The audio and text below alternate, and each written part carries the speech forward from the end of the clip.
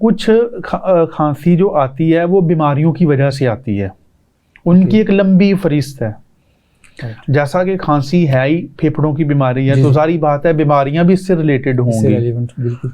ज़्यादातर बीमारियों जो फेफड़ों की जिनकी वजह से आपको खांसी होती है, बहुत कम डिजीज़ेस दूसरी हैं जिनकी वजह से आपको खांसी या उनमें कुछ अद्वियात आ जाती हैं, कुछ मैदे की बीमारियां हैं, कुछ दिल की अमराज हैं जिनकी वजह से आपको खांसी आती है।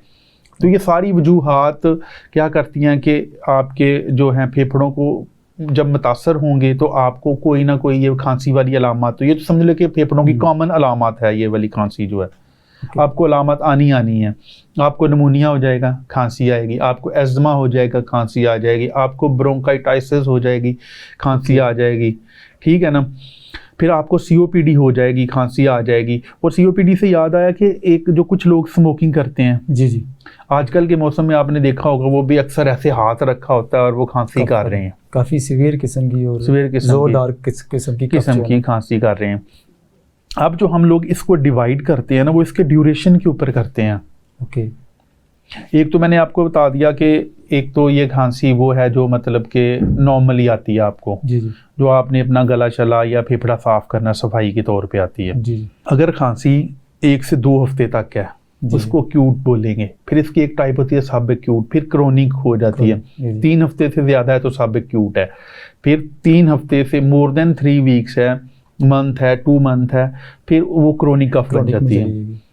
और इन सारी सूरत हाल में अगर आपको फिर इसको एक और तरीके तरस पे डिवाइड करते हैं। जी। आपने देखा कि खुशक खांसी अक्सर आपने पूछते हैं अपने, ये तो आम रूटीन का क्वेश्चन है कि रेशा आंदा पिया के सुखी खांसी आंदी भी पंजाबी पूछने में। ठीक है, एक ड्राई कफ है, एक वेट कफ है, जिसको जो वेट कफ है उसको प्रोडक्टिव कफ भी कहते हैं, जिसके अंदर आपका मतवातर रेशा आ रहा होता है। जी।